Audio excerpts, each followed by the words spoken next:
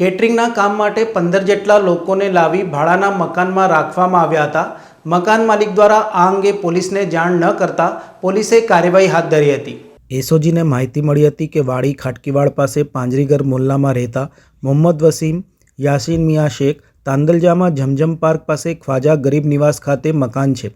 તેના મકાનમાં કેટરિંગના કામ સાથે સંકળાયેલા જમ્મુ કાશ્મીર રાજ્યના શ્રમજીવીઓને રાખ્યા છે, જેથી પીઆઈ એસડી રાતડાની સૂચના મુજબ સ્ટાફે ઉપરોક્ત સ્થળે જઈને તપાસ કરી હતી. ચેકિંગ દરમિયાન જણાઈ આવ્યું હતું કે જમ્મુ કાશ્મીરના 15 જેટલા લોકો ભાડાના મકાનમાં નિવાસ કરી રહ્યા હતા. મકાન માલિકે આ અંગે સ્થાનિક પોલીસને જાણ કરી ન હતી, જે અંગે જેપી રોડ પોલીસ સ્ટેશનમાં મકાન માલિક સામે ગુનો દાખલ કરી આ મામલે વધુ તપાસ હાથ ધરવામાં આવી હતી. સમાચારોના સતત અપડેટ મેળવવા માટે લોકમત ન્યૂઝને યુટ્યુબ ઉપર સબસ્ક્રાઇબ કરો, બેલ આઇકોન દબાવો અને અમારી સાથે જોડાયેલ રહો ફેસબુક, ઇન્સ્ટાગ્રામ અને ટ્વિટર ઉપર.